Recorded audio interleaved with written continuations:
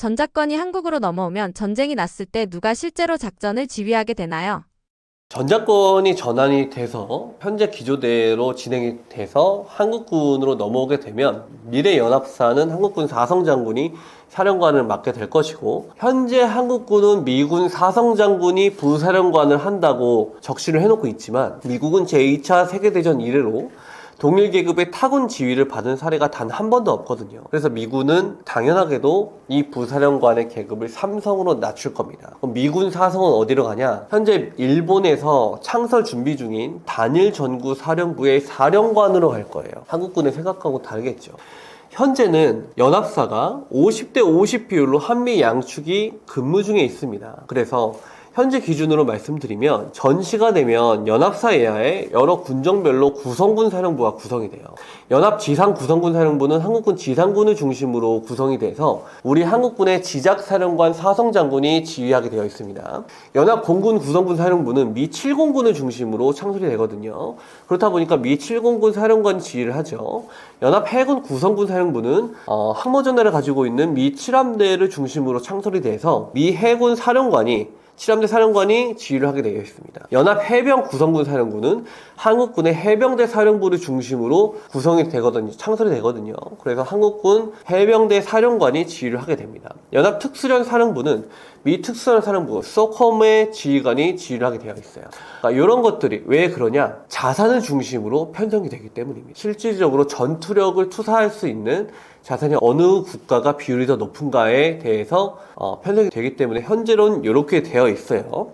철저히 연합전력의 능력에 기초해서 구성이 되어 있는 거죠. 근데 이 구조가 미래 연합사 체제로 바뀌게 되면 각 구성군 사령부의 사령관을 한국군이 맡는 방향으로 현 정부를 비롯한 민주당 계열 정권들은 바꾸고 싶어 했습니다. 여기서 바로 치명적인 문제가 발생합니다.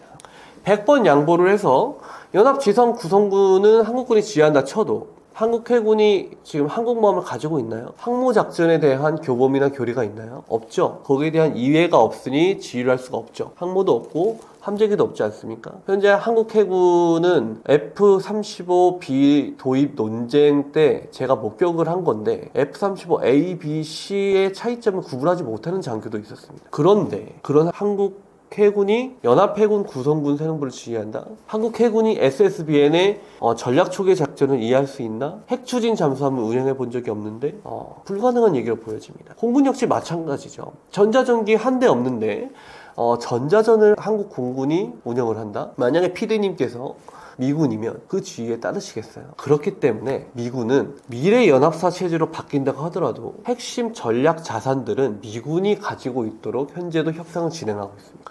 그리고 이 전작권 전환에는 세 가지 조건이 있거든요.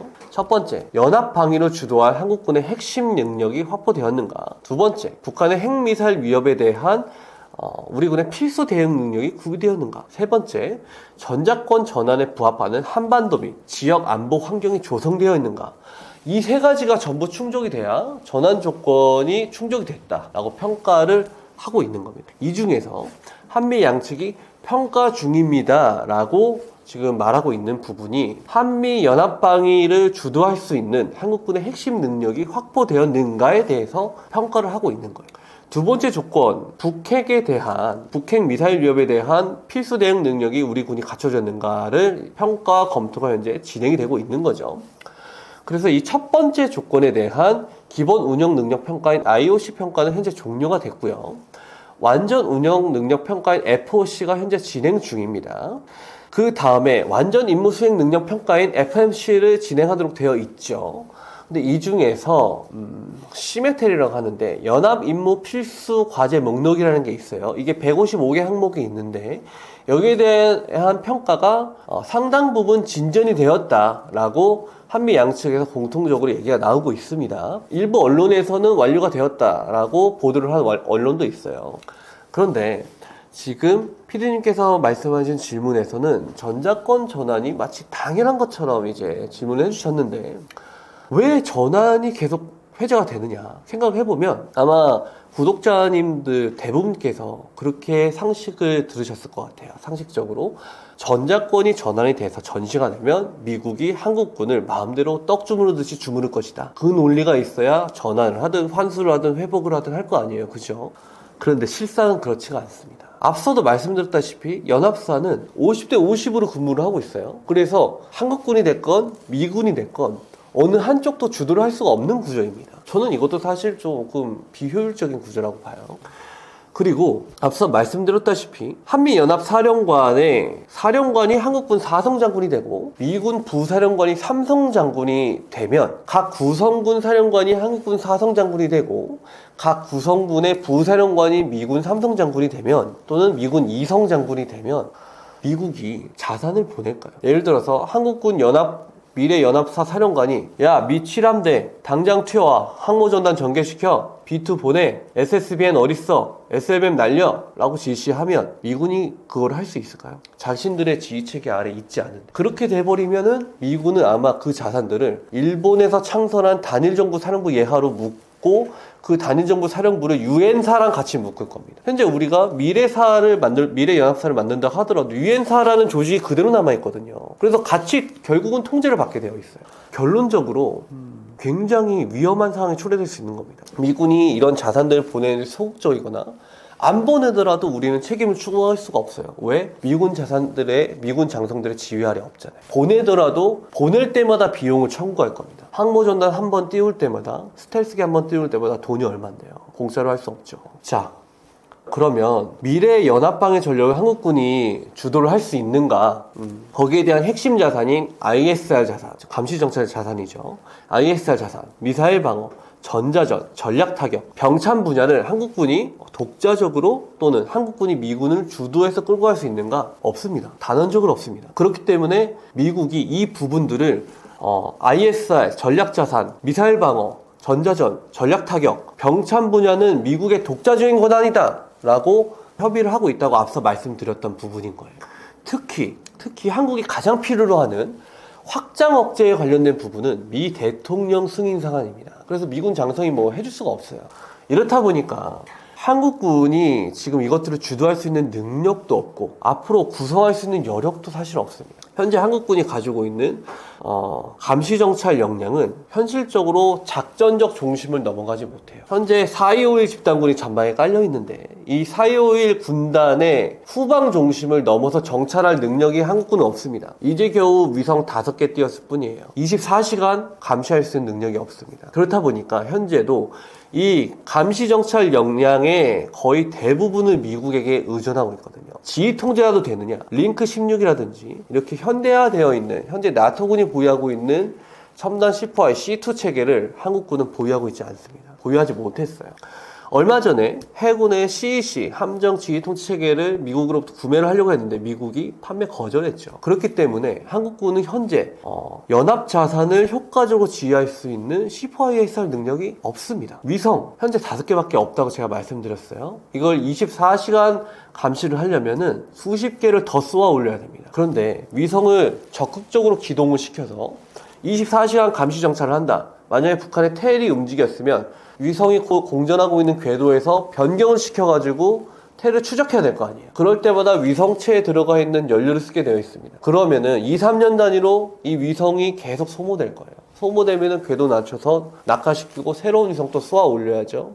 이 위성 한번 개발해서 쏘아 올리는데 만약에 2, 3년 정도 든다 치면 나로우로 뭐 쏘는데 2, 3년 단위로 위성 쏘는 거에만 2, 3조를 계속 퍼부어야 돼요. 다른 거 아무것도 못하고. 제가 칼럼이나 여러 가지 뭐 국회 발제나 이런 게에서 밝혔다시피 착수 비용에만 이런 자산들을 보완하는 착수 비용에만 35조 이상이 소요될 것으로 보여지고 최종적으로 국방부가 판단한 것처럼 200조에서 300조 이상의 재원이 소요될 가능성이 너무도 높습니다. 거기다가 현재 전 지구적인 전쟁과 분쟁이 계속 발발하고 있잖아요. 자고 일어나면 무기체계 가격이 상승하고 있어요. 그 물가 상승분을 고려하면 저 예산도 부족할 겁니다. 그렇다고 해서 우리가 300조 이상을 퍼부어서 첨단 무기체계를 다 구비했다 치더라도 이걸로 미국의 억제력을 대신할 수 있냐? 절대로 아니죠.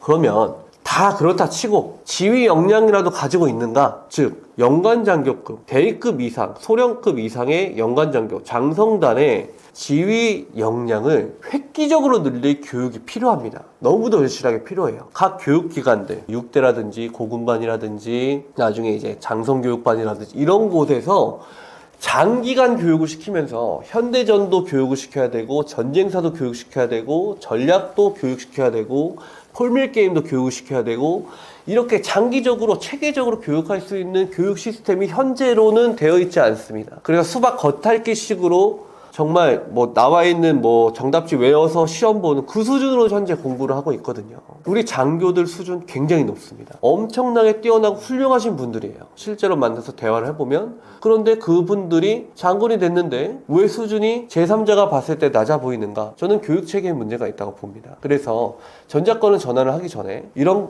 소프트 파워적인 측면들까지도 전부 다 엄청난 노력을 기울여서 개량을 해야 될 겁니다. 아마 지금 이 영상을 보시는 현역 연관장교분이나 장성분 중에서는 굉장히 기분 나쁘신 분들이 계실 거예요. 나는 아닌데 무슨 소리냐. 그러나 객관적으로 드러난 사태의 상황을 놓고 학자들은 평가를 할 수밖에 없기 때문에 그 사태로 봤을 때는 부족해 보이는 게 현실입니다. 그리고 이게 제일 중요한 부분이에요. 많은 분들이 현재 오해하시고 계신 부분이 전자권의 발동 구조입니다. 전자권이 어떻게 발동이 되느냐? 전자권의 발동은 데프콘 체계에 따라서 발동이 됩니다. 데프콘은 아마 피디님이나 구독자분들께서도 다 들어보셨을 거예요. 데프콘은 총 5단계로 구성되어 있거든요. 그 중에서 한국은 평시에도 4단계를 적용을 합니다. 왜? 북한과 적대적으로 마주하기 때문이죠. 그래서 강화된 감시경계 태세가 4단계인데 이게 한국에서는 평시예요. 이 4단계에서부터 적용이 됩니다. 그러면 데프콘이 어떻게 격상이 되느냐? 한미 양국이 각자 NSC를 가지고 있잖아요. 대통령이 주도하는 회의를. 이 NSC에서 회의를 한 다음에 다시 양국 대통령이 회의를 합니다. 그래서 데프콘을 향상시킬 것이냐, 상향시킬 것이냐, 말 것이냐. 둘이 회의를 해서 한국 대통령이 저는 060으로 데프콘 1을 발령해야 될 것 같습니다 라고 얘기를 하고 미국 대통령이 왜요? 발령할 필요 없을 것 같은데 한국 대통령의 요청이 있으니 발령하는 걸로 할까요? 그럼 미국은 090으로 발령하겠습니다 라고 해서 양국 대통령이 발령하겠다고 협의를 하면 늦게 발령한 시간을 기준으로 발령이 됩니다. 지금 제가 예시로 든 게 060, 09시잖아요. 이렇게 되면 09시를 기준으로 데프콘 1이 발령이 되는 거예요. 이렇게 데프콘 1이 발령이 돼야 전시작전 통제권이 한국군에 합참해서 한미연합사로 전환이 되게 되는 겁니다. 전환이 되더라도 이작사라든지 일부 한국군 수방사라든지 일부 부대들은 그 지휘 아래 들어가 있지 않습니다. 지금 제가 말씀드린 이 구조가 상식선에서 알고 있었던 미국이 마음대로 떡 주무르듯이 주무를 것이다 라는 거하고는 굉장히 괴리가 있죠. 미국 대통령이 됐건 한국 대통령이 됐건 이건 협의의 영역이지 누가 마음대로 할 수 있는 구조가 아니지 않습니까? 그렇기 때문에 현재 전자권 전환 논의는 대단히 무의미하다라고 저는 평가를 합니다. 현재 중요한 것은 연합작전 능력을 향상시켜서 북한의 도발을 억제를 하고 그래서 한반도의 평화 상태를 확고 공고히 해서 우리나라의 자유와 평화와 번영을 지속하는 것이 중요한 것이지 정말 그냥 거품 같은 이상에 불과한 전환에 대한 논의에 집착을 하는 것은 대단히 부적절하다라고 저는 보여집니다. 특히나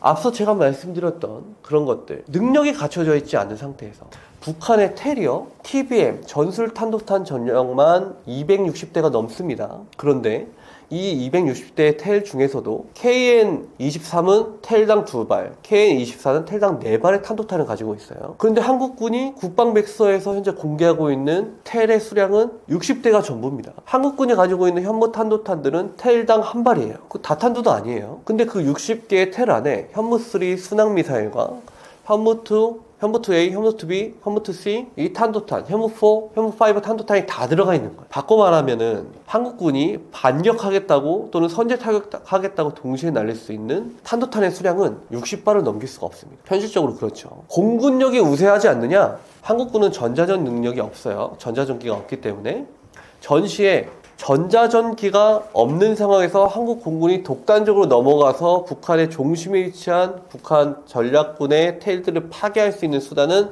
F-35A 밖에 없습니다. 그나마도 뭐 40대, 39대 다 가다고 할 수 있는 것도 아니에요. 가동률 높게 쳐서 80대라고 쳐도 36대밖에 못 듭니다. 그러면 SDB 뭐 기체당 내부 무장창에 한 4발씩 들고 갔다 쳐도 아까 제가 말씀드렸던 260개 텔의 절반가량도 못 부술 겁니다. 그러면 한 절반 정도 살아남았다 치면 거기서 날라올 탄도탄들의 탄두 중에 화산 31년 핵탄이 일부라도 들어있다면 우린 정말 재앙적인 결과를 맞이할 수밖에 없습니다. 그러면 이렇게 전환 조건들이 충족되어 있지 않은 상태에서 단순히 자존심 때문에 임기 내 전자권을 전환하겠다라고 밀어붙이는 것은 이거는 나 잡아 잡수세요라고 북한의 위협 앞에서 무장 해제하는 것과 전혀 다를 바가 없습니다. 북한이 핵보다 무서워하는 대한민국의 군사력은 무엇이며 그 이유는 무엇인가요?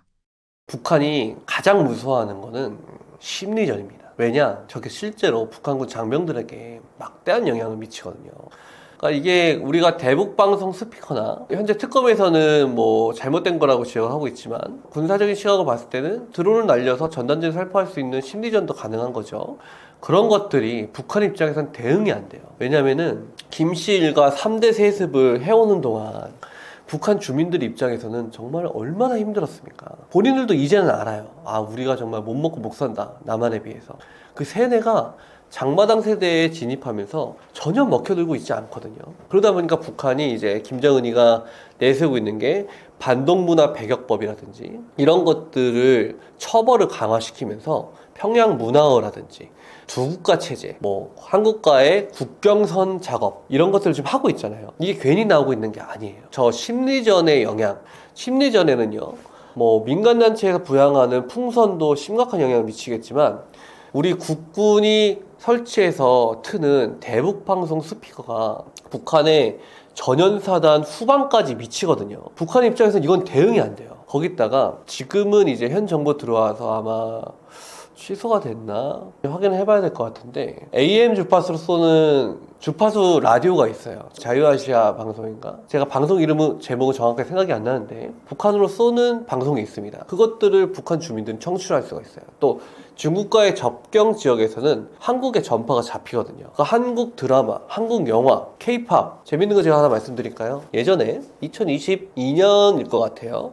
그때 이제 평양을 방어를 하고 있는 고사총 부대가 있습니다. 대공부대죠. 여기에 주둔하고 있는 병사들이 있을 거 아니에요? 이 병사들 중에 우리 한국군도 하는데 우수병사를 선발을 했어요. 그러니까 이 우수병사들을 각지의 군대에서 주둔지에 선발을 해서 혁명 전적지 답사를 보내주는 프로그램을 했습니다. 그러니까 그 백두산에 있는 김일성 생가를 가는 그런 거였는데 북한은 기차가 KTX가 아니잖아요. 선로가 굉장히 열악해요.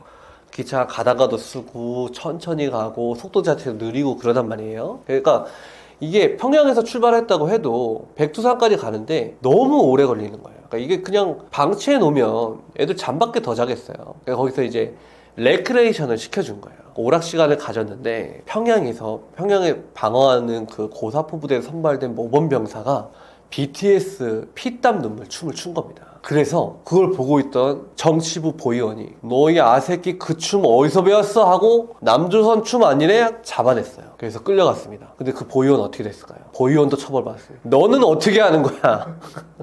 이게 지금 제가 우스갯소리로 한 가지 사례를 말씀드렸는데 북한군 내에서요, 북한군 젊은 장병들 사이에서 한류, 특히 K-팝의 영향이 상상할 수 없을 정도로 큽니다. 그렇다 보니까 북한 입장에서는 이 심리전의 수단을 굉장히 두려워해요. 그래서 자기들에게 친화적인 진보 진영의 한국 정권이 들어서면 제일 먼저 북한이 요구하는 게 저 심리전 수단 하지 마라. 그걸 요구를 합니다. 그러니까 우리도 남북한 간의 어떤 평화적 공존이라든지 북한의 도발을 평화적으로 억제한다든지 이런 상호 공존적인 차원에서 인도적인 차원이라고 보기는 어렵지만 상호 공존적인 차원에서 대북방송 스피커를 현재는 철거를 했죠. 근데 이게 사실은 대북방송 스피커를 틀지는 않더라도 그게 배치되어 있는 것만으로도 북한에겐 엄청난 스트레스입니다. 그래서 저게 굉장히 중요한 자산인데 철거된 게 굉장히 안타깝다는 말씀을 드리고 싶네요.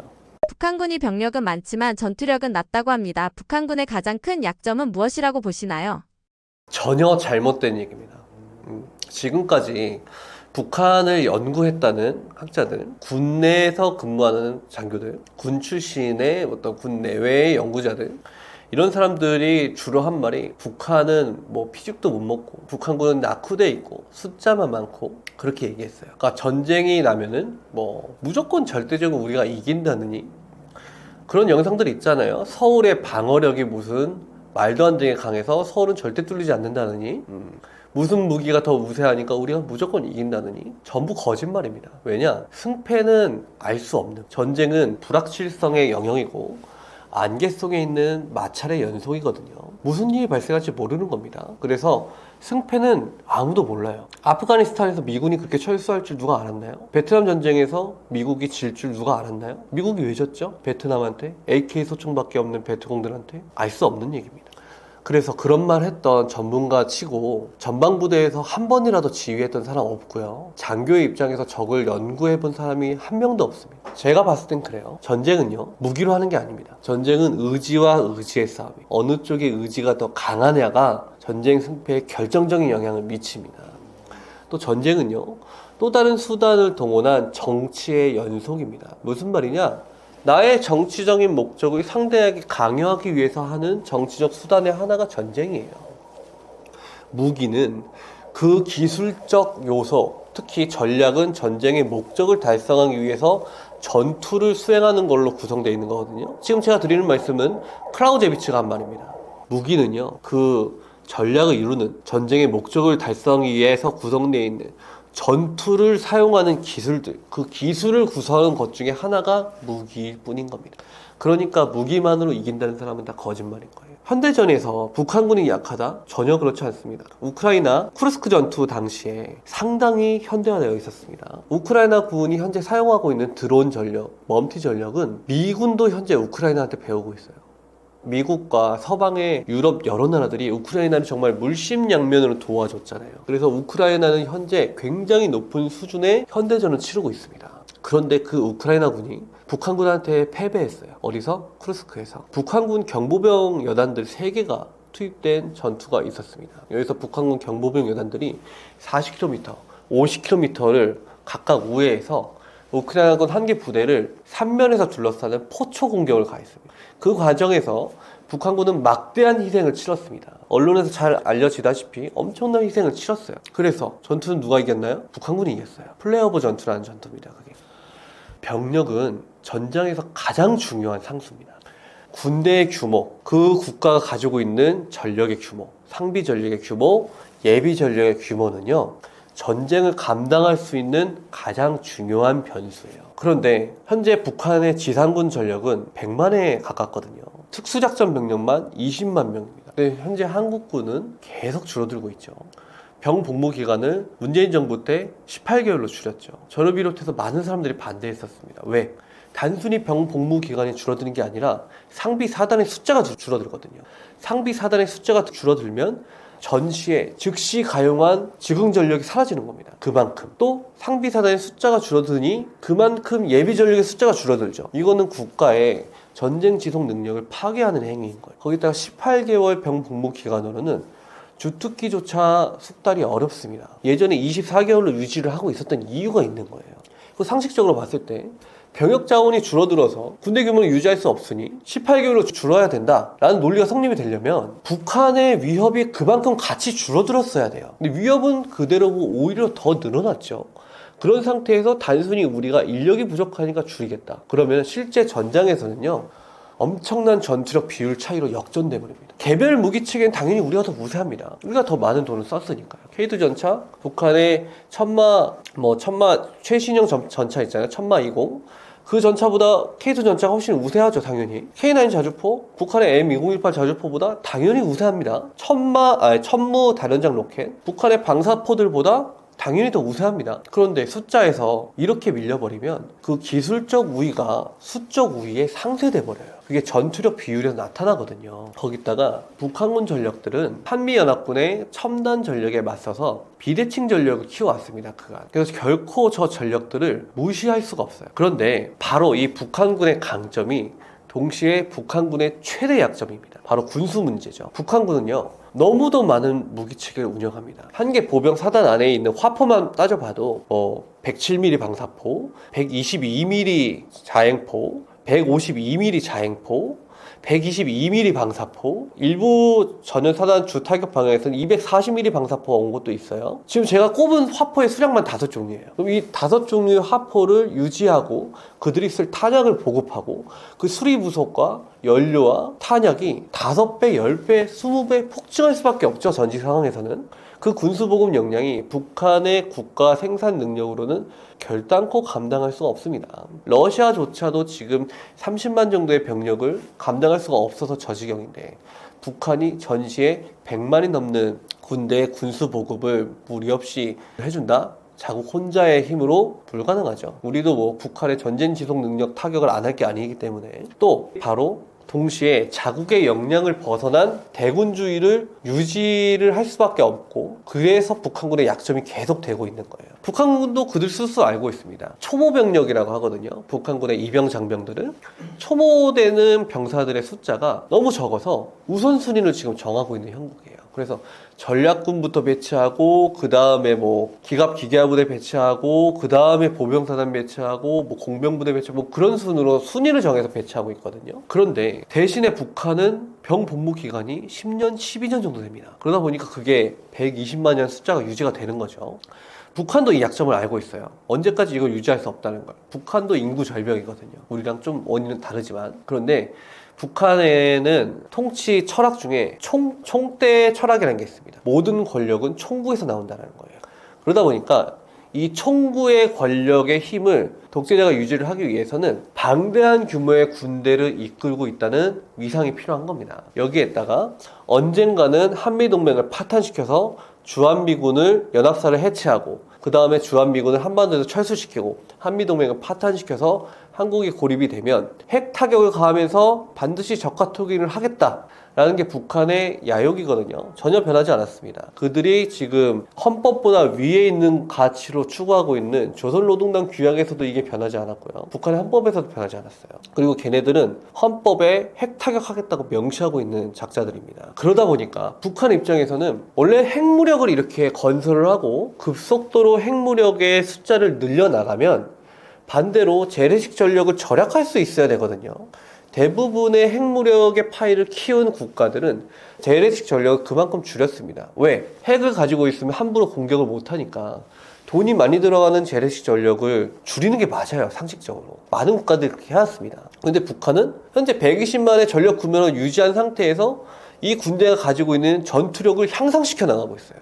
전자전 영역을 도입을 했고 드론을 그것도 이번 열병식 때 다련발로 사격할 수 있는 2종류의 드론 투발기를 가져나왔고 연대대급까지 드론 전력이 이미 깔리고 있습니다.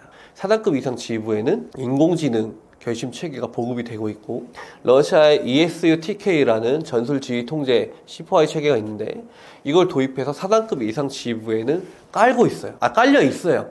그게 이번 쿠르스크 전투에서 북한이 공개한 사진에 나왔습니다. 북한만의 지휘통제 체계의 명칭이 있습니다. 그거를 북한이 이미 도입을 해서 깔고 그 성능은 현재 한국군이 운영하고 있는 것과 크게 다르지가 않습니다. 이런 것들을 봤을 때 북한은 적과 통일의 야욕을 결코 버리지 않은 거죠. 북한군과 한국의 군사력 차이 어느 정도인가요? 많은 분들께서 우리가 북한을 압살하고 있는 것으로 알고 계십니다. 개별 무기 체계의 성능으로만 보면 충분히 그렇게 생각하실 수 있는데 앞서 말씀드렸다시피 전쟁은 무기로만 하는 게 아니죠. 전략, 작전, 전술이 더 중요합니다. 그 중에서도 중요한 게 있는데 바로 실전 경험입니다. 우리도 군사혁신을 하고 있지만 북한 역시도 군사혁신을 하고 있습니다. 우리가 발전하는 만큼 적도 발전하고 있어요. 그걸 잊어서는 안 됩니다. 북한은요, 적과 역량관계 평가라는 걸 합니다. 적과 나의 역량관계를 평가해서 그만큼 적의 약점에 해당되는 우리의 강점을 발전시키겠다는 거죠. 이 책자가요, 2023년에 제가 육군 교육사령부의 연구 용역을 수행해서 2040년경 한국군의 아미태그 4.0 그리고 북한군이 현재 진행하고 있는 전투장비 현대화가 진행이 됐을 때 2040년경의 양국 지상군 전투력을 JWS 방법론이라는 걸로 비교를 해서 분석한 내용입니다. 각 사단별의 전투력을 비교해 보면요, 정보 기능에서 인간 정보는 북한군이 우리보다 7.65배 더 우세합니다. 당연하죠. 숫자가 걔네가 더 많으니까요. 하지만 드론 전력에서는 한국군이 2.1배 더 우세합니다. 기동 전력에서, 특히 전차 전력에서는 한국군이 북한군보다 1.12배 더 우세하지만 IFV 전력, 그 중에서 북한군의 반땅크 전력은 한국군의 그런 장갑차 전력보다 북한군이 더 우세한 걸로 분석이 됐습니다. 화력은 개별 사단으로 봤을 때는 한국군 사단이 북한군 사단보다 포병 화력이 2배가량 더 우세한 걸로 분석이 됐어요. 왜? 무기체계의 성능이 훨씬 우세하니까. 그런데 앞서도 지적했다시피 한국은 지금 계속 병력을 줄이고 있죠. 2024년경이 되면 그 결과 지상군의 전력을 이렇게 비교를 해보면 정보 분야에서는 한국군과 북한군이 한국군이 정보의 그 무인기라든지 이런 정보전의 기술적 역량이 더 높더라도 전체 전군의 사단을 놓고 보면 그만큼 줄어들어 있고 북한군의 사단은 늘어나 있기 때문에 근소하게 한국군이 우세한 걸로 나타납니다. 유의미한 차이가 없어요. 기동 및 대기동 분야에서는요, 한국군이 북한군보다 전차전력 같은 기동 분야에서는 1.32배 더 우세했지만 대기동 분야, 반땅크 전력 같은 대기동 분야에서는 북한군이 한국군보다 3.2배 더 우세했습니다. 화력에서는요, 북한군이 한국군보다 2배 더 우세했습니다. 전체 사단을 비교했을 때. 물론 이게 실제 화력 운영 측면으로 들어가면요, 천무나 K9 자주포 같은 개별 장비의 성능이 워낙에 압도적으로 우세하다 보니까 2배까지는 차이가 안 날 것으로 저는 정성적으로 평가를 합니다. 그러나 이것이 무엇을 뜻합니까? 한국군도 북한군도 어느 한쪽을 압도하지는 못하지만 선제 타격을 허용하는 쪽이 결정적으로 불리하다는 것입니다.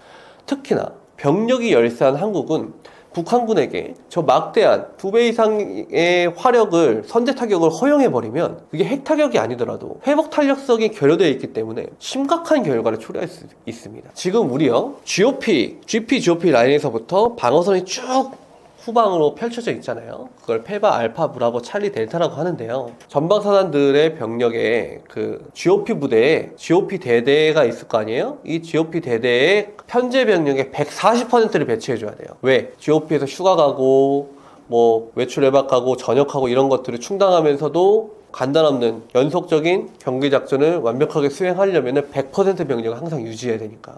그래서 140% 병력을 맞춰주다 보니까 페바 알파선 밑에 있는 부대들은 현재 병력의 50%가 채 안 됩니다. 그 상황에서 이제 우리 소위 도움이 필요한 장병들 있잖아요. 관심사병이라고 불려지는 이 장병들은 또 페바대대로 분류가 된단 말이죠. 안 그래도 병력 관리 때문에 미치고 팔짝 뛸 지경으로 힘든 페바대대에 그나마도 그런 병력조차도 지금 없는 게 현실이에요. 전차부대가 훈련을 나가기 위해서 전차부대 또는 장갑차 부대가 훈련을 나가려고 옆 부대에서 운전병을 빌려오는 실정입니다. K9 자주포가 아무리 뛰어나면 뭐합니까? 그걸 운영할 병사가 없는데 우리 워리어 플랫폼이 아무리 우수한 능력을 가지고 있으면 뭐합니까? 병력 확보가 안 돼서 병복무 기간을 18개월로 줄인 정치권의 무책임한 행동 때문에 국방이 막대한 손실을 입고 있는데, 그래서 군무원이 법적으로도 나서서는 안 되는 그 군무원이 총을 들고 경기 근무에 들어가고 있는 이 현실이, 그러면서 그 군무원에게 어떠한 뭐 대우를 해주고 있지도 않은 이 현실이 선제적인 북한의 타격을 허용하게 되면 한국은 돌이킬 수 없는 피해를 입을 수 있다라는 거죠. 그리고 전쟁은요, 1대1의 싸움이 아닙니다. 핵탄, 탄도탄, 뭐 600mm 방사포, 240mm, 뭐 122mm 각종 방사포, 드론, 포병 화력 122mm, 152mm, 155mm, 전차, 뭐 장갑차, 기타 등등등 보병, 병력, 방공무기 이런 것들이 다 들어가서 뒤섞여 있는, 무기체계와 편제와 장비가 다 뒤섞여 있는, 거기에 전술까지 들어가 있는 종합 예술적인 차원이 바로 전쟁입니다. 그래서 북한군은요, 작전급 부대의 작전을 가리켜서 군사 예술이라고 표현합니다. 예술적으로 종합을 해야 되는 상황이니까. 적은 결코 약하지 않습니다. 절대로 방심해서는 안 됩니다. 특히 전자전 분야, 한국군은 지금 전자전에 대응 역량이 거의 없습니다. 실전 경험, 우리 아예 없죠. 드론, 우리 지금 국방부 장관님께서 아주 적절하게 드론 대군을 만들겠다고 지적을 해주셨는데, 문제는 그 드론이 지금 연습용으로 들어오겠다고 하는 게 중국산 드론이라고 하더라고요. 절대로 그래서는 안 됩니다. 절대로. 드론도 지금 뭘 도입할 건지도 지금 설왕설래하고 있죠. 우크라이나 전에 지금 우리 한국군 장교들 파병 안 보냈죠. 파병이라고 하면 좀 그런데 우크라이나에 보내서 최신 전투 사례로 나오고 있는 여러 전운들을 도출해서 가지고 와서 교범으로 만들어야 되는데 안 하고 있죠. 그런데 적은 실제로 그 전장에 뛰어들어서 현대전의 모든 경험을 몸으로 취득하고 왔죠. 우리는 전자전 상황에서 드론을 어떻게 써야 되는지 모릅니다. 북한은 알아요. 우리는 적 드론이 공격해 올 때 어떻게 행동해야 되는지 모릅니다. 북한군은 알아요. 이런 것들이 소프트 파워에서부터 하드 파워적인 측면들까지 현재 엄청난 속도로 변화 발전하고 있는데, 더군다나 북한은 정찰 타격 복합체라는 소련 시절에 나온 개념이 있는데, 이 개념을 가지고 군사혁신을 끊임없이 도모하고 있습니다. 그들의 예산 가용 범위 안에서. 물론 느려요. 우리가 하고 있는 것처럼 빠르게 많은 분야에서 동시적으로 진행되지 않습니다. 그러나 천천히 꾸준하게 김정일 시기 때부터 역량을 갖추기 위해서 노력해온 게 북한군입니다. 그게 지금 러시아 파병으로 잭팟이 터지는 거예요. 결코 적을 무시할 수 없는 상황이고, 적의 위협을 결코 과소평가해서는 안 된다라는 말씀을 드리고 싶습니다. 우리 군은 첨단 무기로 빠르게 발전하고 있다고 합니다. 대한민국이 북한보다 확실히 앞서 있다고 볼 수 있는 무기나 기술은 어떤 것인가요? 우리가 북한을 완전히 압도하고 있는 분야는 공군 전력과 해군 전력 분야입니다. 더 구체적으로 말씀드리면은 전투기 전력, 그리고 해군의 고속 함정 전력도 우리가 압도하고 있는데, 거의 모든 전력에서 해군군 전력은 우리가 압도하고 있다고 보시면 됩니다. 근데 앞서 말씀드렸다시피 북한 역시도 여기에 대응하기 위해서 여러 가지 전략 전술을 개발하고 있고 무기 체계도 시험하고 있거든요. 제대로 되는지는 잘 모르겠지만 북한도 조기 경보기를 만들었습니다. 그 전에 신형 공대공 미사일을 발사하는 실험을 했어요. 그리고 그 공대공 미사일로 드론을 요격하는 실험도 진행을 했어요. 북한군이. 그런 것들을 봤을 때 북한 공군 역시도 한국 공군 전투기하고의 개별 성능으로는 아예 비교 자체가 되지 않죠. 이건 너무도 많은 전문가 여러분께서 말씀을 해주셔서 굳이 제가 더 보태지 않아도 될 것 같습니다. 그냥 등급 자체가 번접할 수 없는 수준이에요. 그런데 실제 전쟁이 개전되면 공군 작전은 여러 가지 단계로 나눠져 있는데, 제일 먼저 진행이 돼야 되는 게 시드 작전이 진행이 돼야 됩니다. 방공망 제압 작전이 먼저 진행이 돼야 되거든요. 그런데 북한이 가지고 있는 방공포 전력이 엄청 많습니다. 수준이 높은 건 아닌데, 최근에는 판치르 S1도 들어왔고 여러 가지 클라스화 전자전 체계도 들어와서 발전은 했지만 역시 한국 공군의 F-35A나 F-15K, KF-16을 대적하기에는 불가능에 가깝죠. 그런데 이 방공 체계들이 살아있는 상태에서는 유인기들이 들어가기가 부담스럽습니다. 그래서 한국 공군이 지금 발전시키고 있는 게 뭐냐, 우리 KF-21이 생각보다 빨리 조기 전력화가 될 것으로 보여지고 있거든요. 이 KF-21을 제가 굉장히 기대하고 있는 것 중에 하나가 공군 작전의 패러다임을 바꿀 수 있습니다. KF-21은 유인 전투기 독단적으로 작전을 수행하지 않거든요. 한국이 독자적으로 개발하고 있는 완전 풀스텔스 형상의 드론이 있어요. 그 드론 내부에 미티어라든지 아니면은 범용 폭탄이라든지 이런 것, 내부 부장창 이런 것들을 집어넣게 되어 있거든요. 그 드론들이 먼저 앞으로 날아가고, 유인 전투기인 KF-21은 스텔스는 아니더라도 훨씬 후방에서 이들을 조정 통제하고, 그리고 우리의 조기 경보 통제기가 400km, 500km 전방을 관제를 해주면서 무인기의 전투를 유도해주는 이런 최첨단 멈티 전술이 이제 가시화가 돼가고 있는 형국입니다. 이 분야에서만큼은 북한은 절대적으로 한국을 따라할 수가 없게 되는 거죠. 이 무인 드론 전력과의 유인 기하의 합동 작전이 실제로 전력화가 되면 북한 방공망의 붕괴 속도는 더욱 가속화될 겁니다. 왜? 정직하게 때릴 곳만 때리러 들어가는 게 아니거든요. 전쟁은 당연히 미끼 제대로 보낼 거고, 그래서 유인할 거고, 북한의 방공포대들 SA2, SA5, 뭐 번개 6호, 번개 7호 이런 것들이 레이더를 가동할 때 그때 대레이더 미사일을 내려 꽂고 드론에서 완전히 전방 전형 군단의 방공체대 시드 작전도 인해서 방공망들이 제압되고 나면 그때부터는 우리 공군의 독주가 시작되는 거죠. 북한 전역이 초토화될 겁니다. 그리고 해군 전력 역시도 북한이 우리보다 잠수함의 척수에서는 압도적으로 많지만 대부분이 로미오급 잠수함이거든요. 그보다 성능이 떨어지는 연허급이라든지 너무 낙후됐어요. 바닷속에 락 페스티벌이랑 별로 다를 바가 없는 잠수함들입니다. 우리는 최신형 3,000톤급 잠수함들을 진술하고 있죠. 북한도 그에 맞서서 영웅 김군옥함이라든지 이런 것들을 진술하고 있는데, 북한은 고장력 강판을 만들 기술이 없어요. 그래서 압력 선체를 못 만듭니다. 그러다 보니까 기존에 있던 로미오급 잠수함을 해체시켜서 그걸 가지고 조립을 하고 있거든요. 근데 이 함령 선체 자체가 30년, 40년이 넘은 함정이다 보니까 다 울어있죠. 그래서 실제 성능이 안 나옵니다. 그래서 영웅 김군옥함이 김정은이가 그렇게 나서서 멋지게 홍보까지 해놓고선 지금까지 단 한 발의 SLBM도 서역하지 못했죠. 그 이전에 만들었던 심포급 또는 고래급으로 분류되는 실험적 목적의 SSB 잠수함 역시도 소형 SLBM 사격을 시험하고 난 다음에 발사관이 안 닫혀서 물이 들어가는 침수 사고를 겪었습니다. 그 북한도 지금 우리 군을 따라가려고 정말 열심히 노력을 하고 있지만 해외 공군력 분야에서는 따라잡지 못하고 있다라고 말씀을 드릴 수가 있어요. 그러나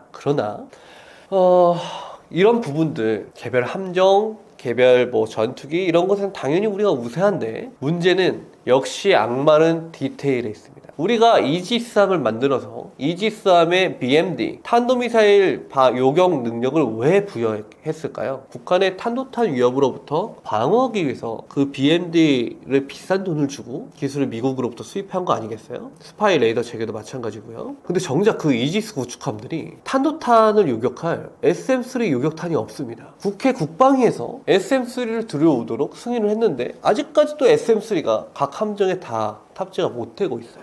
빨리 이런 부분들이 디테일한 부분들이 조밀하게 돼야 되고 공군 역시도 마찬가지입니다. 우리가 KF-21을 제가 많은 기대를 가지고 있다고 했는데 KF-21이 전력화되기 전에 우리 방위사업청과 우리 국방부가 무슨 수를 써서라도 미국과 협상해서 끌어내야 될 부분이 있습니다. 바로 미국의 암람, 미국의 사이드와인더 공대공 미사일을 KF-21에 통합할 수 있도록 그 승인을 받아내야 돼요. 협상을 해서. 왜 KF-21이 미티어나 IRST 같은 유럽에서 멀리서 가져와야 되는 미사일을 쓸까요? 물론 미티어 미사일이 성능이 굉장히 뛰어납니다. 장거리를 요격할 수 있고. 그러나 실제 전쟁이 벌어졌을 때 우리 공군이 가지고 있는 대부분의 예비탄은 암람이나 사이드와인더예요. 그렇다는 얘기는 지금 100 몇십 발 정도 들어올 계획인 그 IRST랑 미티어 떨어지면 KF-21은 공대공 전투를 못한다는 얘기입니다. 지금 현 수준으로는. 그래서 전시 작전 지속의 연속성을 보장하기 위해서 미국과의 협상을 통해서 반드시 암람 미사일과 사이드와인더 미사일을 KF-21에 통합할 수 있도록 반드시 승인을 현 정부가 받아내기를 강력히 권고를 드리는 바입니다. 받아내서 더 많은 예비탄을 가져오기를 권고를 합니다. 이거는 6회 공 모두에게 해당되는 내용입니다. 만약 한국이 캄보디아를 공격한다면 첫 24시간 동안 어떤 일들이 벌어질 것으로 예상하시나요? 저는 이번에 깜짝 놀랐어요. 우리 국회의원 여러분들께서 그렇게 공세적인 발언을 하실 수 있는 분이라는 거를 처음 알았습니다. 북한이 도발할 때도 그렇게 발언해 주시면 참 좋을 텐데 캄보디아에서 우리 국민들 납치 사건이 있었을 때 저도 정말 분개했거든요. 할 수만 있다면 저도 캄보디아 전역을 가루로 만들고 싶다라는 생각을 많이 했습니다. 그런데 현실적으로는 한국군이 캄보디아에 전력을 투사할 능력은 사실 없습니다. 단정적으로 없습니다. 전투기 보내면 되지 않느냐. 알래스카도 가는데. 현실은요. 대만 해협도 우회해야 되고요. 일본이야 우방국이니까 우리가 협조해서 공역을 개방해달라고 협조할 수 있겠지만 대만도 우회해야 되고 베트남도 우회해서 캄보디아로 접근할 때까지 공중급유를 못해도 수십 번을 해줘야 됩니다. 근데 한국은 그 정도의 공중급유 역량이 없습니다. 캄보디아 주변에 있는 미국의 우방국들도 그 정도의 공중급유 역량은 없어요. 심지어 미국도 그 정도의 역량은 없습니다. 차라리 항모를 보내는 게 낫죠. 그러면 우리가 상륙부대를 보낼 수 있느냐? 지금 현재 한국 해군의 모든 역량을 끌어모으면은 한 번에 1개 상륙 제파를 보낼 수 있습니다. 이게 무슨 말이냐? 상장대대라고 있어요. 해병대에 보면 상륙 장갑 대대 하나, 후방으로 들어갈 한 개 중대 규모의 해병 수색대 하나, 이 정도가 전부입니다. 캄보디아군이 아무리 납부됐다고 해도 그 정도 병력으로는 해안에서 교두보를 확보할 수가 없어요. 그렇다고 해서 우리가 4단급 이상의 병력을 빼내서 캄보디아로 보내면 북한이 쳐들어오겠죠. 지금도 병력에서 열세인데. 그래서 방법이 사실 없습니다. 캄보디아를 공격할 수 있는. 특수작전을 하면 되지 않느냐? 특수작전을 하기 전에 특수부대원들이 발진하기 위한 해상발진기지용 함정이 있어야 됩니다. 그 해상발진 기지용 함정에서 운영할 항공기가 있어야 되고요. 그 항공기들을 재급유를 받고 공역을 통제를 해서 활용할 공역을 먼저 설정을 해야 돼요. 다국적 군과의 어떤 협의가 필요한 부분입니다. 캄보디아 내에서도 은거 기지를 만들어야 됩니다. 먼저 은거 기지를 만들고 거기에 장비와 물자를 갖다 놔야 되죠. 투입을 한다, 헬기로 투입한다고 쳐도 거기서 그래서 다 마피아나 중국의 깡패 조직원들을 다 사살하고 우리 국민을 구출했다. 근데 캄보디아 군을 뚫고 그 국민들을 수송해서 올 수송수단이 있어야 됩니다. 특수작전을 하려면은 티어 1, 티어 2, 티어 3, 티어 4 등급의 특수작전 부대들이 원형을 이루면서 각각의 이제 포위하듯이 동심원을 그리면서 배치가 되거든요. 이들이 공중에서 지원할 공중 자산이 있어야 됩니다. 지상을 감시 통제해야 될 지상 감시 정찰기가 있어야 됩니다. 그들의 작전을 24시간 지원할 위성 전력이 있어야 됩니다. 하나도 없죠. 그래서 안 된다는 말씀을 드리는 겁니다. 첫 24시간 동안 우리가 그럼에도 불구하고 만약에 한국이 캄보디아를 공격한다. 특수작전으로 한다고 하면 아마 첫 24시간 동안은 침투기지 조성하는 데에도 시간이 벅찰 겁니다. 현지인에 대한 정찰 활동, 현지 민간인들이 우리에게 우호적인지도 지금 판단이 안 서 있는 상태에서 24시간이라는 시간은 너무 짧고요. 그런 것들이 다 조치가 됐다고 치더라도 국제법적으로 캄보디아 군이, 캄보디아 정부가 우리 국민을 지금 해친 게 아닌데 캄보디아에서 군사작전을 할 명분이 없습니다. 그렇다면은 우리는 국제 제재를 받게 되겠죠. 저 24시간 안에 국제 제재를 받게 될 거고 우리를 지원하는 우방국이 없는 상태에서 우리만의 역량으로 특수작전 부대를 엄호하려면 해병대를 보내야 되는데 해병 수색대나 아니면 특전사들을 더 많이 보내야 되는데 그들이 캄보디아에 낙후된 병력이라 할지라도 그 정규 병력 수만 명이 넘는 병력하고 교전을 해서 살아남을 공산이 크지 않다라고 저는 보여집니다. 그래서 꽤 큰 피해가 발생할 것 같고요. 해군 함정들을 전개를 해서 함포 사격이나 아니면은 함대지 미사일 사격을 가할 수는 있겠는데 한다 하더라도 국민들을 구해서 올 정도의 항공회랑을 조성할 수 있을 것인가에 대해서는 미지수입니다. 왜? 우리는 지금 항공모함이 없잖아요. 그래서 캄보디아에서의 제공권을 장악할 수가 없기 때문에 첫 번째 상륙에서부터 난관에 봉착할 가능성이 굉장히 큽니다. 인도네시아 대통령이 KF-21 분담금 논의 중 당황하며 회의를 비공개로 전환한 이유는 무엇이었나요? 당황했다고 언론들이 다 그러더라고요. 저도 그래서 그 정상회담 영상을 제가 여러 번 돌려봤는데 그 비공개로 하자고 한 발언이 이재명 대통령님의 환영사 이후에 인도네시아 수비안토 대통령이 답례사를 하면서 이제 말씀을 하신 거거든요. 그 환영사 안에 대통령께서 KF-21에 관련된 언급을 하니까 근데 이 수비안토 대통령이 인도네시아군 장군 출신입니다. 그래서 방위 산업에 대해서 대단히 민감하게 생각을 할 가능성이 있어 보이죠. 그리고 또 국방에 관련된 분야는 원래 비공개로 논의하는 경우가 많습니다. 아무래도 그 공개적인 언론을 통해서 관련 논의가 진행되면 인도네시아도 자국한테 불리한 여론이 조성되는 것을 경계하지 않았을까라는 생각이 들거든요. 특히 인도네시아 같은 경우는 KF-21 개발에 참여하면서도 분담금 미납이 이슈화가 됐었잖아요.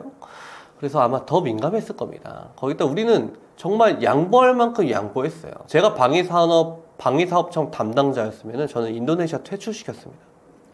인도네시아 부담 수량만큼 우리가 더 전력화 시킬 우리가 돈이 없는 게 아니잖아요. 한국군이 더 전력화 시켜서 규모의 경제를 차라리 더 끌어올리는 게 저는 낫다고 생각하거든요. 근데 우리 방위사업청이 왜 그렇게 협상을 했는지 나름의 이유가 있으셨겠지만 개인적으로는 이해는 잘 안 됩니다. 근데 정말 우리가 선비의 나라지 않습니까? 선비의 자세로 25년 6월에 인도네시아의 분담금을 1.6조 원 납부해서 6천억 원 납부로 조정 합의를 해줬거든요. 물론 그 6천억 원만큼 우리가 기술을 더 안 주겠죠. 근데 바꿔 말하면 그 6천억 원만큼은 우리 혈세가 더 들어가야 되는 겁니다.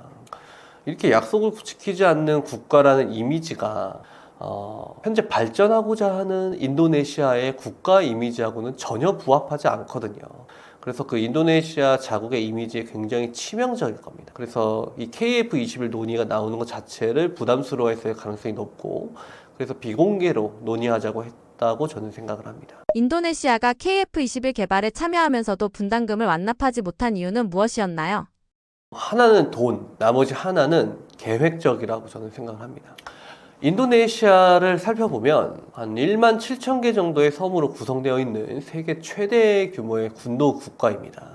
그렇다 보니까 강력한 공군력을 확보하는 것은 거의 필수적이에요. 그런데 그간의 인도네시아는 심각한 금융위기를 겪었고요.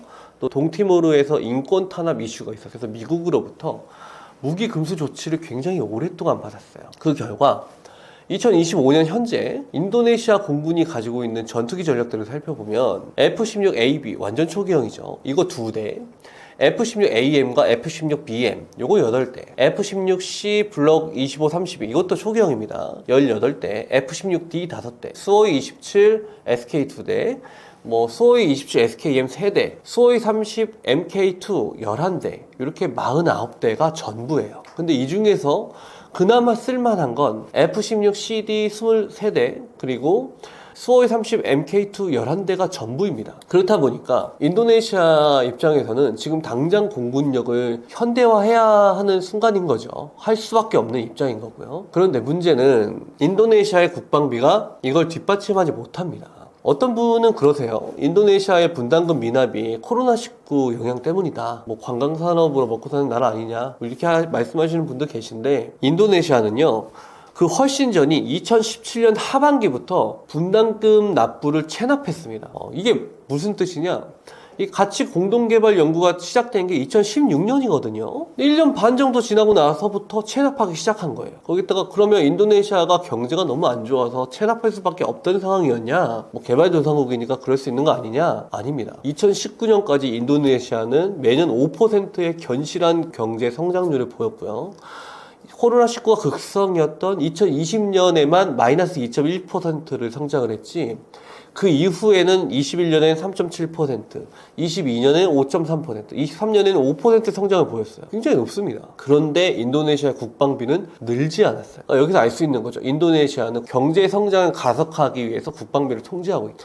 2016년에 인도네시아 국방부가 발표한 군 장기 현대화 청사진 계획이라는 게 있습니다. 이게 MEF, 미니멈 에센셜 포스 2016이라는 계획이 있는데, 이게 여기에 명시된 걸 보면 인도네시아 군을 현대화하려면 2024년까지 거기에 국방 예산은 GDP 대비 1.5% 수준으로 늘려야 된다고 명시가 돼 있어요. 근데 현실은 지난 15년 동안 0.8%로 동결되어 있습니다. 이 0.8% 예산 안에서 인도네시아 안에 있는 반군과도 전투를 해야 되고요. 인도네시아에 숨어든 ISIS하고도 교전을 해야 되고요. 군 현대화도 해야 되고, 기존에 있는 군대 유지도 해야 될 거고요. 이런 것들을 해야 되는 거예요. 그 시프리에 따르면 스톡홀름 국제평화연구소라는 곳이 있습니다. 여기서 추산하는 2023년 인도네시아 국방비 지출은 95억 달러였어요. 같은 해 우리나라의 국방비 지출은 479억 달러였어요. 95억 달러면요, 인도네시아 GDP의 0.7% 수준이에요. 0.8%도 안 돼요. 그런데 23년에 조코 위도도 대통령이 24년 인도네시아 국방 예산을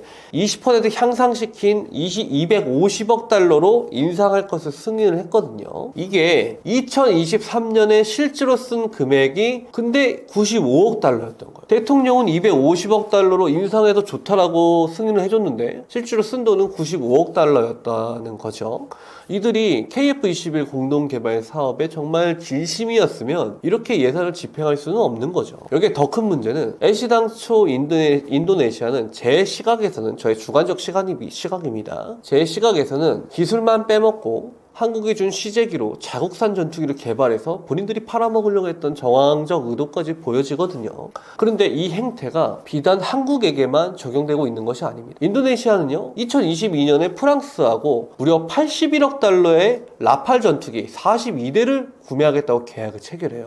그리고 같은 해 6월에는 이 라팔이 인도네시아에게 공급받기 전까지 그 공백을 메우겠다고 카타르로부터 7억 3천만 달러를 주고 중고 미라주 2000 전투기 12개를 구매하기로 했다라고 보도가 됐어요. 그런데 이게 자금 부족 문제로 재검토되고 있습니다. 23년 8월에는요, 미국 보잉으로부터 현존 최강의 전투기 중 하나죠. 우리 KF-21과 동일한 4.5세대 전투기고, F-15EX 완전 하위급 전투기 아닙니까? 이거 무려 24대, 여기에 관련 장비를 구매하는 양해각서를 체결합니다. 거기에다가 로키드 마틴으로부터 24대에 달하는 블랙호크 헬리콥터, 이거 비싼 겁니다. 그 2대의 에어버스 A400M, 우리가 지금 공중무기로 쓰고 있는 그 비싼 기체를, 튀르키예로부터는 12대에 달하는 무인기를 구매할 계획을 밝혔어요. 그런데 이 계획들을 들여다보면 과연 인도네시아가 KF-21을 생산할 의지가 있는지 근본적으로 의심하게 되는 부분입니다. 제가 앞서 말씀드렸다시피 인도네시아 공군의 전투기 총량은 49대입니다. 여기서 실제 대체해야 될 물량은 15대 정도예요. 라팔이야 재검토되고 있다고 하니까 도입될지 안 될지 모르겠지만 F-15EX는 다른 얘기죠. KF-21과 동일한 세대의 4.5세대 전투기인데 KF-21보다 압도적인 수준의 무장 투발 능력과 항속거리 등 비교 능력 우위군에 있는 전투기입니다. 당연히 가격도 KF-21보다 더 비싼 전투기입니다. 근데 이거를 무려 24대나 도입하겠다고 양해각서를 체결하면서 KF-21 48대를 생산할 여유가 있는가? KF-21보다 더 비싼데 GDP 0.8%도 안 되는 국방비로 당장 공군에 파이가 없어요. KF-21을 48대를 계약대로 다 생산을 하고 그 와중에 F-15EX 24대를 도입을 하고 라팔이 들어올지 안 들어올지 모르겠지만 그거 들어오려면은 인도네시아 공군은 지금의 2배, 3배로 늘어나야 됩니다. 지금 공군이 그렇게 창설 단계에 있지도 않거든요. 비행단들이. 또 하나의 그래서 많은 전문가들이 인도네시아의 저희를 의심하는 겁니다. 또 하나의 이유로 분석되는 부분은 예산적 부분입니다. 공동개발은 인도네시아가 가지고 있는 돈을 투자해야 되는 거잖아요. 근데 전투기 구매는 얘기가 조금 다릅니다. F-15EX 같은 이런 전투기들을 구매할 때 많은 경우 해당 국가, 그 전투기를 판매하는 국가에서 구매하려는 국가에게 이 전투기 자체가 비싸잖아요. 그러다 보니까 80% 내지 90% 정도를 대출로 충당을 해줄 수 있게 해줘요. 무기체계가 워낙 비싸니까. 그렇다 보니 판매국이 은행이나 뭐 정책금융, 기타 금융 같은 걸 통상 지원을 해주거든요. 거기다가 지금 현재 우리나라 방문했었던 그 수비안도 대통령이 유럽제나 미국제 무기를 선호하는 사람으로 알려져 있습니다. 그러니까 이런 정황들을 종합적으로 봤을 때는 방위사업청이나 이런 곳에 계신 분들과는 조금 다르게 제 시각에서는 인도네시아는 한국한테 적당히 둘러대서 분담금 깎고 그동안의 절차하거나 본인들이 배웠거나 그런 기술들 그리고 조금 기술을 적게 받더라도 분담을 깎은 상태에서 시제기 정도 받은 요 상태에서 실제 현역 전투기는 강력한 성능이 입증되어 있는 F-15EX를 풀대출을 땡겨서 구매를 하고 KF-21 시제기와 그간의 공동연구에서 획득한 기술들을 바탕으로 자국의 항공산업을 발전시켜서 자국산 전투기 분량을 한 34대 정도 분량으로 만들어서 자국 전투기 규모를 인도네시아 독자 개발 전투기로 채워서 하이로우 믹스의 공군을 구성하려는 개념을 가지고 있는 걸로 저는 보여지거든요. 요 정도가 된다면 이제 인도네시아가 시장으로 진출하는 발판이 마련되는 거죠. 우리가 왜 인도네시아랑 공동 개발을 했을까요? 처음에 KF-X 사업을 시작을 할 때 바로 동남아시아 시장과 무슬림 시장에서 이 독자적으로 나와 있는 이 파이를 우리가 진출하기 위해서 인도네시아를 끌어들인 경향도 분명히 있거든요. 그런데 똑같은 시제기를 가지고 만든 비슷한 성능의 전투기라면 무슬림 국가들이 무슬림 국가인 인도네시아 전투기를 살까요? 한국의 전투기를 살까요? 이런 부분들이 있는 거죠. 그래서 이런 계획적인 의도도 있어 보인다라는 말씀을 드릴 수 있겠습니다. 인도네시아의 J-10 전투기 도입 논의가 KF-21 협상에 영향을 주고 있었나요? 이 J-10 역시도 같은 맥락에서 아마 흘러나온 얘기일 겁니다. 중국한테는 J-10을 구매할 것처럼 얘기를 흘려서 중국으로부터 아마 모종의 이권을 챙기고 그렇게 하기 위해서 로이터나 뭐 디플로맷 같은 유력 해외 언론사에 슬쩍 관련 내용을 흘리는 거죠. 그리고 나서 중국으로부터 과연 받을 게 있는지 없는지 아마 판단하고 있을 것 같습니다. J-10 수출량이 한 4천만 달러 정도 하거든요. 근데 인도네시아가 도입하겠다고 한 아팔이 1억 9천만 달러가 좀 넘으니까 비슷한 성능의 인도 파키스탄 공중전에서 J-10C가 또 꽤 뛰어난 활약상을 보여줬잖아요. 그러다 보니까 이 정도 가격 차이에 이 정도 성능 갭이면 J-10도 괜찮은 선택지다 라고 인도네시아 입장에서는 볼 수 있을 것 같습니다. 의외로 인도네시아가 지금 현재 중국과 난사고도 영유권 분쟁을 하고 있잖아요.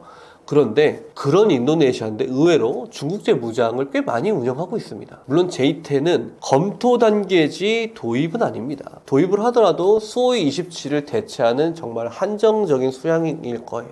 그러니까 개인적으로는 이 KF-21 협상에 J-10이 영향을 미치지는 않을 걸로 저는 보여집니다. 한인이 정상회담 이후 인도네시아가 J-10은 그냥 아이쇼핑이었다고 말한 이유는 무엇이었나요? 말 그대로 아이쇼핑이었을 것 같아요. 그러니까 J-10C 최대 42대를 구매하는 방안이 확정 단계에 들어갔다고 사우스 차이나 모닝포스트에서 이제 얘기를 했잖아요. 보도를 했는데 제가 봤을 때는 블러핑 또는 중국의 언론 플레이 이렇게 보여집니다. 그러니까 전투기 수량에서도 알 수 있다시피 인도네시아 공군은 서방제 전투기를 더 선호합니다. 게다가 미국과의 관계 정상화가 국가 부흥의 사활에 걸려 있거든요. 그러니까 이번에 트럼프 대통령하고 관세 협상도 동남아시아 국가들 다 같이 담합해서 잘 체결을 했잖아요. 그 국가들은 서명을 했고. 그런데 그런 상황에서 지금 중국을 분수하겠다고 저렇게 이를 갈고 있는 트럼프 정부가 있는데 중국제 전투기를 도입한다. 이건 요단강을 건너가겠다라는 것과 다를 바가 없죠. 지금 당장 운영 중인 F-16은 물론이고 양산을 할지 안 할지는 모르겠지만 KF-21도 문제가 될 수 있습니다. 여기도 미국 기술과 부분이 들어가거든요.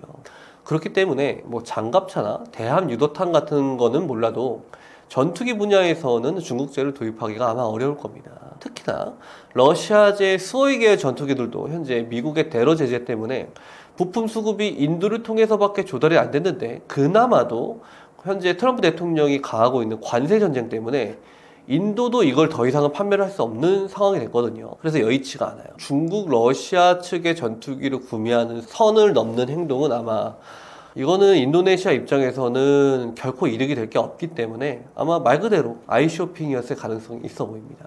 인도네시아 국부펀드 다난타라가 KF-21 사업의 새로운 해결책이 될 수 있나요? 다난타라가 뜻이 뭐냐 한번 살펴보니까 저게 약자더라고요. 다야, 아나가타, 누산타라, 인베스트 매니지먼트 에이전시, 그러니까 국가투자관리청의 준말인데 여기서 다야는 에너지나 힘을 뜻하고요. 아나가타는 미래를 뜻하고 누산타라는 인도네시아를 의미한다고 합니다. 그러니까 이게 올해 2월에 출범한 국가투자 펀드예요. 주권투자 펀드인데 국영기업과 국가 자산을 효율적으로 관리하고 대형 투자 프로젝트 이런 거나 산업 전환 이런 걸 통해서 경제 성장을 가속화하려는 목적으로 조성된 펀드입니다. 그러니까 여기에 들어가 있는 것들을 보면요. 국영 석유 및 가스 회사, 광업 지주회사, 국영전력회사, 국영통신회사, 소액금융이나 중소기업에 중점을 둔 국영은행, 국영산업은행, 국영은행 이런 것들이 포함이 돼 있어요. 총 규모가 9,049조 러피아, 미화 5,716억 달러를 관리하게 되어 있다고 합니다. 이 다난타라는 재생에너지, 첨단 제조, 다운스트림 산업, 식량 생산 및 식량 안보 분야에서 영향력이 큰 프로젝트를 지원을 해서 이걸 가지고 이제 인도네시아의 천연 자원이나 자산에 투자를 한다라고 알려져 있어요. 여기서 이제 KF-21 사업은 첨단 제조에 들어갈 수 있는 거죠. 그래서 앞서 말씀드렸다시피 인도네시아는 국방비가 부족하기 때문에 그 분담금을 이 펀드를 통해서 조달할 수 있다라는 기대감이 발생하고 있는 겁니다. 그런데 조달을 할 수는 있을 것 같은데 이 펀드는 투명성이 문제가 되고 있어요. 그러니까 그 중에서도 정치적인 목적성이 클 수 있다라는 비판이 존재하거든요. 거기다가 이 펀드의 존재 목적 자체가 경제 성장을 가속화하는 게 목적이에요. 그러니까 인도네시아가 공동 생산하기로 한 KF-21 물량 40몇 대 가지고는 경제 성장을 이끌 수가 없죠. 이걸 판매하더라도 한국과 공동 판매하는 KF-21이면 해외 전투기 시장에서 이게 한국과 지분을 또 나눠 가져야 될 거 아니에요? 그래서 경제 성장에 대한 어떤 파이를 크게 기대할 수 없을 겁니다. 그래서 아마 인도네시아는 제가 앞서도 말씀드렸다시피 그들 스스로의 독자적인 전투기 생산을 아마 염두에 두고 있는 걸로 보여지거든요. 그래서 다난타라는 가능성은 있지만 KF-21 사업의 해결책이 될 것 같아 보이지는 않습니다. 제 개인적인 시각입니다.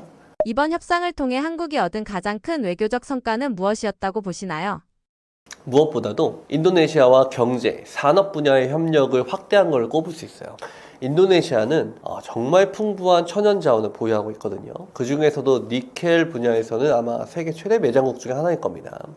니켈은 전기차 배터리 핵심 소재이면서 여러 가지 분야에 활용되거든요. 그 외에도 보크사이트나 주석, 석유, 천연가스 등등도 상당하죠. 그리고 아직 상업화 초기 단계지만 히터류도 술라웨시나 칼리만탄에 매장되어 있는 걸로 보여집니다. 히터류 지금 굉장히 이슈가 되고 있는 자원이죠. 그 외에도 우리가 평소에도 쓰는 연필, 이런 목재나 팜오일 같은 농산, 임산 자원도 아주 풍부합니다. 이런 인도네시아의 천연 자원을 보다 값싸게 우리가 도입할 수 있다면은 우리의 자원 수입처 다변화 전략에 아주 큰 도움이 될 걸로 보여지고요. 그래서 이게 이번 외교적 성과로서는 가장 크다라고 보여집니다. 네, 안녕하십니까. 저는 한국전략문제연구소 전문연구위원을 맡고 있는 임철균이라고 합니다. 저는 주로 북한과 같은 적성국들의 군사전략을 연구하는 사람이고요. 그래서 이번 출연을 통해서 한미동맹에서부터 북한과 또는 캄보디아와의 사례들을 통합적으로 돌아봤는데요. 크게 두 가지를 말씀드리고 싶습니다. 바로 우리가 뭘 하고 싶어 해도 우린 현실적으로 한미동맹을 강화시켜야 합니다. 그것만이 지금 우리가 누리고 있는 자유, 평화, 번영을 우리의 후세에게도 물려줘서 우리 한반도와 영속적인 번영하는 국가로서 우리 대한민국이 발전할 수 있는 기틀을 후세에게 물려줄 수 있기 때문입니다. 그래서 한미동맹을 더욱더 강화, 발전시켜 나가는 방향으로 모든 외교적, 군사적, 정책적인 발전을 할 것을 현 정부와 국민 여러분께 당부를 드리고 싶고요. 두 번째는 적을 결코 무시해서는 안 된다는 겁니다. 적을 과대평가해서도 안 되지만 적을 결코 무시해서도 안 됩니다. 둘 다 전쟁의 관점에서 봤을 때는 매우 위험천만한 행동으로 볼 수 있기 때문입니다. 특히 현재 현역으로 복무 중인 장교 여러분들과 부사관 여러분들은 간부들이시기 때문에 올바르게 장병들을 이끌 의무가 있으십니다. 전쟁이 나지 않을 것이라는 안일한 판단을 하고 계시는 간부님들은 없을 거라고 저는 믿어 의심치 않습니다. 그래서 한국군이 적을 직시하고 적의 위협에 대해서 어떠한 위협에도 맞서 싸울 수 있는 강군으로 지금처럼 계속 노력해서 발전해 나가는 명실상부한 동북아시아 최고의 군대가 되기를 진심으로 기원드립니다. 요거는 개인적으로 간략하게 추가드릴 말씀인데요. YTN에서 운영하는 뉴스멘터리 전쟁과 사람이라는 채널이 있습니다. 굉장히 유익한 채널이기 때문에 전쟁사에 대해서 많은 전문가분들께서 높은 식견을 가지고 말씀을 해주시는 굉장히 유익한 프로그램입니다. 시청자 여러분들께서도 같이 구독, 좋아요 눌러주시면 정말 감사하겠습니다.